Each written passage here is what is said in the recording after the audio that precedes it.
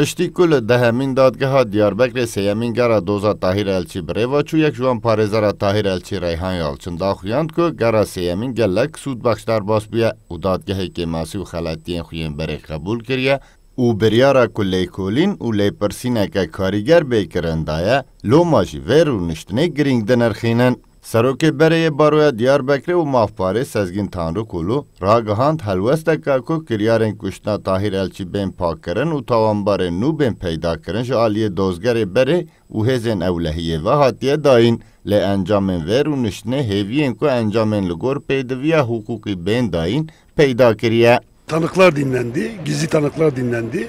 Diver û niştinê de şahidên bûyerê hatin guhdarî kirin. Lê ew yên ku wek şahidê bûyerê îfadeyê wan hatine wergirtin, ragihandin ku ew îfade bi darê zorê ji wan hatine standin û di rastî de nizanin ku bûyer çawa çêbûye. Divir de aşkere dibe ku hewleke ji bo jehrîkirina dozê û raşkirina diyardeyan hatiye dayîn û hatiye xwestin ku berpirsên bûyerê bên pakkirin û berê dozê bê guhertin. Di gera sêyemîn de hem van rastiyan derketin holê, hem jî dadgehê kêmasiyên xwe qebûl kir. Loma jî hêviya me heye ku doz li ser hiqûqê bê meşandin.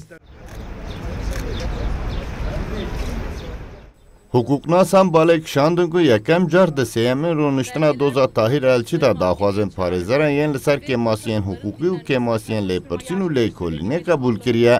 Serokê Baroya Batmanê Erkan Şensesî anî ziman ku di gera sêyemîn da pêşketinên girîng çêbûne û gelek daxwazên parêzeran ku dê bûyerê ronî bike jî hatine qebûl kirin.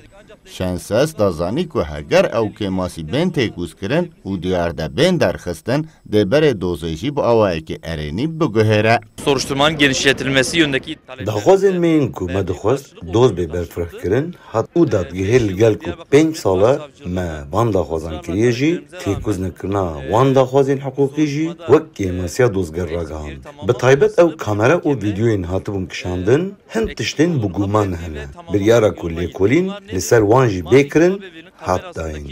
Yani rûniştina îro hêviya ku lêkolîn û lêpirsîneke karîger bêkirin û bûyer bêronîkirin daye me. Em ê şopînerê dozê bin heta ku bêronîkirin. Doza kuştina serokê berê Baroya Diyarbekirê Tahir Elçî piştî 4 sal û 6 mehan di 21 Cotmeha 2020 da hatbû vekirin û rûniştina duyemîn jî di 3 Adara 2021 da hatbû kirin.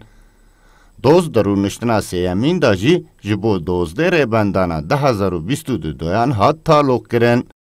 Sıddık Eren, Kürdistan 24, Diyarbakır.